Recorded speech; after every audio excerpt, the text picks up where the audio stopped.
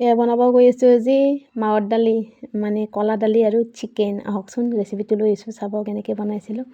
তাৰপাছতে কেৰাহী গৰম কৰি তাতে দিলোঁ গৰম মছলা, গোটা গৰম মছলা, লং, ইলাচি, দালচেনি, তেজপাত দি অকণমান ভাজি তাৰপাছতে দিলোঁ পিঁয়াজ আৰু জলকীয়া। পিঁয়াজ আৰু জলকীয়া দি তাতে দিলোঁ নিমখ দি মানে ভাজিম। আৰু ইফালে দেখিছেনে মাহৰ দালিটো মানে সিজাই লৈছোঁ, কুকাৰত মানে সিজাই লৈছোঁ, 3টামান চিটি দিছোঁ, গোটেই গোলাকৈ সিজা নাই আৰু অকণমান সিজাই লৈছোঁ। তাৰপিছত ইয়াতে দি দিলোঁ চিকেনখিনি দি ভাজি ল'ম মানে এতিয়া।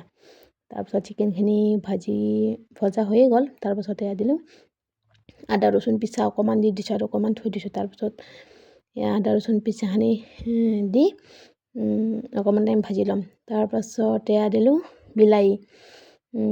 বিলাহীখিনিও দি ভাজি ল'ম। সেয়াই আৰু যেনেকৈ চিকেন বনাই আৰু আপোনালোকে সেনেকৈ বনাই ল'ব। তাৰপিছত তথাপিতো চবৰে বনোৱা ষ্টাইলটো বেলেগ বেলেগ। তাৰপাছত মই জিৰা গুড়ি, ধনিয়াৰ গুড়ি, হালধি মানে মিক্স কৰি লৈছিলোঁ, এটা বাতিত গুলি লৈছিলোঁ, সেয়াও দি দিলোঁ। দি এয়া ভাজি আছোঁ, দেখিছেনে? এইফালে ভজা হৈ গ'ল, এইফালে আকৌ খাবৰ কাৰণে উলিয়াই ৰাখিছে মানে উলিয়াই থৈছোঁ মানে যিহেতু ভজা মাংস খাব। তাৰপাছত চিকেনৰ পৰা তেল ওলাই গৈছে, দেখিছেনে? ভাজোতে চিকেন হৈছে আৰু। তাৰপাছত ইয়াতে দি দিলোঁ মই মাহৰ দালিখিনি, কলা দালি মানে আমি মাহৰ দালি বুলি কওঁ, আপোনালোকে কি বুলি কয়? দি দিলোঁ। দি এতিয়া আকৌ একদম ধুনীয়াকৈ লৰাই ভাজি ল'ম, মানে দালিখিনি একদম গলি নোযোৱালৈ। একদম মানে গুলিটো গৈছে, সিজিছে মানে, তথাপিতো মানে আকৌ দালিখিনি দি এতিয়া আকৌ ভাজি ল'ম ধুনীয়াকৈ।